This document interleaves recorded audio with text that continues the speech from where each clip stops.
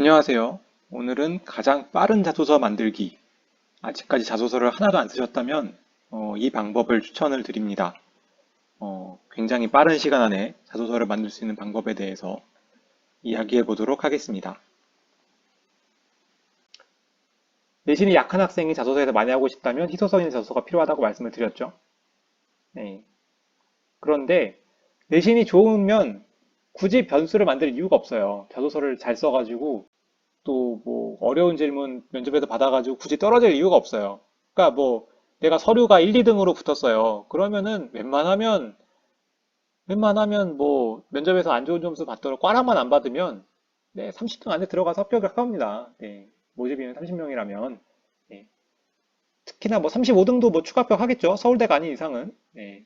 그래서 가장 무난한 자소서를 쓰는 방법 그거에 대해서 얘기를 해보려고 해요. 그냥 내가 원래 가지고 있던 내신, 강한 내신, 요거를 그냥 지키면서 그냥 합격을 하는 거죠. 정시 입결 기준으로 건국대 정도 이하에선 이게 좀 먹혀요. 내신이 강한 학생이 변수를 줄이고 싶기 위해서 좀 자소서를 대충대충 틀에 맞춰서 딱 써내면, 내신 좋은 학생이니까 합격이네 하면서 쫙쫙 뽑아주거든요. 근데 이제 그거보다 위쪽, 정시 입결 기준, 그거보다 위쪽에 있는 학교들은 그렇게 썼다가, 떨어질 수 있으니까 조심하시기 바랍니다. 여러분과 비슷한 내신의 학생들이 여러 모집 인원만큼 지원할 수 있으니까요. 네, 그거 좀 조심하십시오. 자, 평사 치는 자소서를 작성하려면 이렇게 하시면 됩니다. 오늘 내용은 어렵잖아요. 쉽게 스스슥 하고 넘어갈 거예요. 면접 있는 학교 지원할 때 어려운 내용 적지 마시고요. 1, 2, 3, 4번 순서대로 작성하시고요. 진로 희망사항에 작성한 이제 저기 관련 학과 있을 거 아니에요. 그 학과대로 지원하시면 됩니다. 그러니까 뭔가 변수를 최대한 만들지 마세요. 변수를 만들지 마시고 그대로 쓰시면 됩니다. 내신이 강하니까 충분히 평타 치는 자소서에서 나올 수 있어요. 네. 그러니까 뭐 학업 역량 외에서 학업 역량은 이미 좋은 평가를 받았잖아요. 그런 나머지 평가에서 꽈락만 안 받으면 돼요. 그러니까 뭐 인성이 안 좋네. 뭐 이렇게 생각하지 않게 또는 뭐 전공 적합성이 뭐 왜 이래 이렇게 생각하지 않게 지원 동기가 왜 이렇게 하찮지? 뭐 이렇게 생각하지 않게 그런 식으로만 저기 주의해 주시면 된다는 얘기예요. 자, 1, 2, 3, 4번 건국대학교 걸 오늘 가져와 봤습니다. 1, 2, 3번은 공통문항이고 4번은 지원 동기와 노력한 과정이죠. 건국대, 연세대, 중앙대, 경희대 뭐 그죠? 그런 학교들 뭐 비슷비슷하죠. 4번 문항들. 자, 그다음 1번 보겠습니다. 전공적 합성 뭐 저기 고등학교 재학 기간 중에 뭐 학업에 기울인 노력과 학습 경험에 대해 배우고 느낀 점 중심으로 기술을 할게 말합니다. 희소성 있는 자소서를 쓰기 위해서는 배우고 느낀 점 중심으로 기술하라 그랬잖아요. 평타 치는 자소서를 위해서는 네, 학업에 기울인 노력과 학습 경험을 쭉 쓰시면 됩니다. 그래서 이렇게 쓰시면 됩니다. 일단은 자신의 공부 과정 및 컨셉을 딱 요약해서 두 갈씩으로 앞에 딱 하나 쓰세요. 나의 공부는 한마디로 이거였다. 내가 배운 과정은 한마디로 이거였다.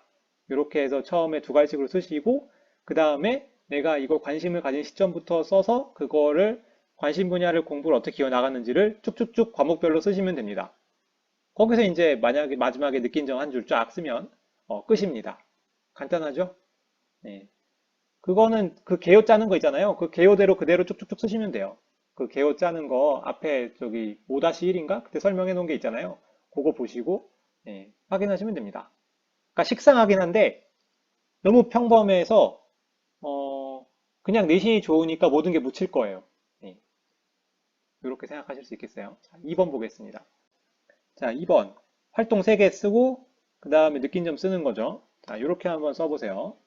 그러니까 이것도 마찬가지. 자기의 컨셉이나 소제목, 자기 컨셉 있잖아요. 컨셉을 저기 요약해가지고, 그러니까 자신의 활동 컨셉이 있을 텐데, 그 컨셉을 요약해서 두 갈씩으로 작성하시거나 아니면 소제목으로 다르세요.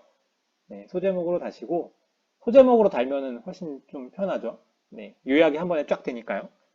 그 다음에 처음에 어떻게 쓰시냐면 전공적합성과 관련된 학과 A 쓰시고, 전공적합성과 관련된 활동 A 쓰시고 A를 통해서 배운 A 다시 하나 쓰시고 A 다시를 통해서 또 배운 A2 다시 하나 쓰시고 근데 이제 세 개 쓰는 건 좀 힘들잖아요. 그러면 이제 세 개 빼버리면 A 다음에 A 다시 쓰면 끝이에요. 그래서 그 와중에 본인이 느끼고 배운 점 작성하시면 됩니다. 이거 완전 쉽죠? 이거 뭐 자소서 금방이에요. 요거에 맞춰서 쓰면. 근데 이제 이렇게 썼을 경우에는 계속 얘기하지만 내신이 좋아야 돼요. 내신이 안 좋은데 이렇게 쓰면 어, 큰일 난다. 예, 다른 케이스인데 이제 좀 높은 정시 입결 기준으로 좀 높은 학교들은 이렇게 전공적 합성을 안 본 학교들이 간혹 있잖아요. 그런 학교들은 이렇게 쓰시면 돼요. 그러니까 일단 학과에 대한 관심이 생기게 되었다는 걸 두 가지식으로 쓰시고 어떤 관심이 어떻게 생겼는지 한번 쫙 쓰시고 그거에 대해서 활동 A 쓰시고 활동 B 쓰시고 그 다음에 활동 A, B가 이런 연관성이 있어가지고 내가 이 관심이 생겼구나 라고 그냥 쓰시면 됩니다. 네, 간단하죠? 네, 그 다음에 그 와중에 이제 느낀 점, 배운 점 이렇게 쓰시면 되고요. 어, 전공적 합성을 뭐 굳이 고려하지 않고 이렇게 쓴 학교들은 뭐 이런 식으로 미리 뭐 내가 어떤 걸 생각해 놓고 그거에 따라서 A, B 이렇게 생각하는 경우가 있어요. 네.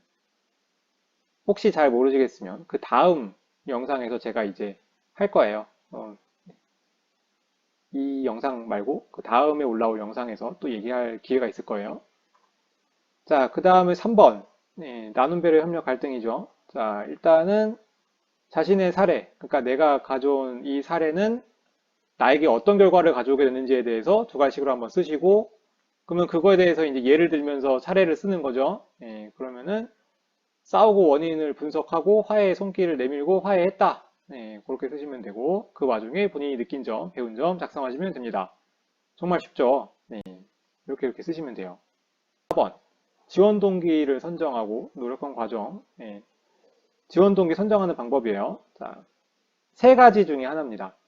어릴 때부터 전공에 관심을 가졌다. 이거 제가 쓰지 말라고 했던 내용 중에 하나인데 그렇게 써도 돼요.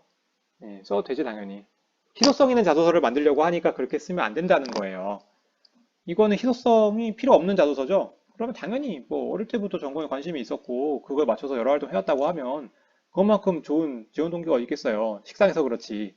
그죠?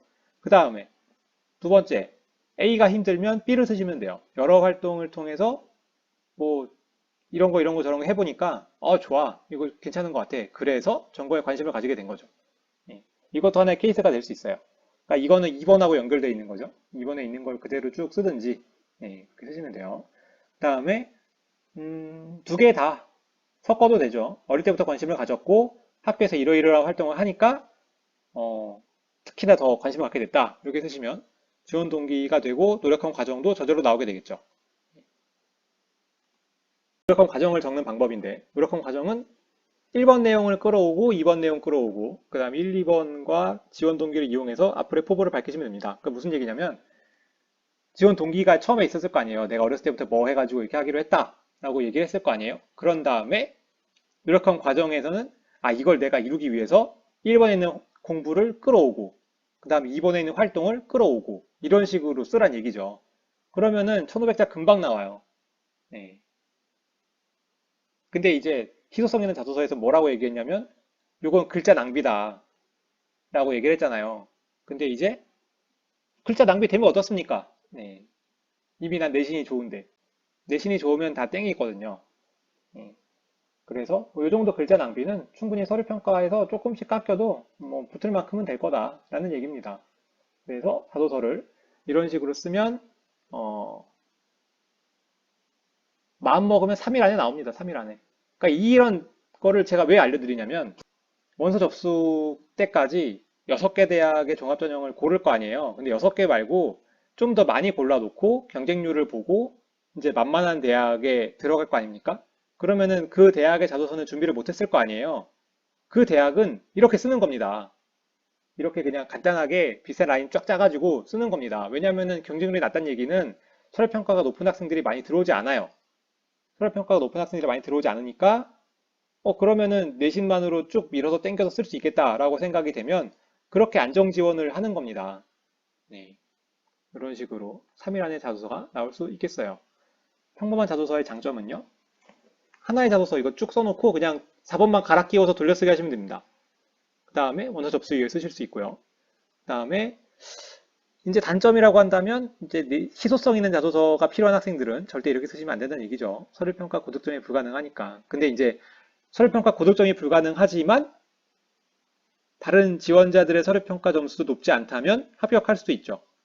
근데 그거는 이제 내 능력이 아니고 다른 사람의 경우의 수에 따라서 내 합격 결과가 갈리는 거기 때문에 좀 불안하긴 하죠. 그 정도 단점이 있겠습니다. 오늘은 여기까지 하도록 하고요. 오늘 영상이 되게 짧죠? 짧을 수밖에요. 내용이 별로 없는데요. 네. 다음 시간에는 희소성 있는 자소서로 다시 돌아가서 자주 하는 질문들, 학생들 자주 하는 질문들에 대해서 얘기해보고 그 다음에 또 제가 좀 자소서에 쓰지 말았으면 하는 것들에 대해서 얘기하는 시간을 가져보겠습니다. 오늘도 듣느라 고생 많으셨습니다. 감사합니다.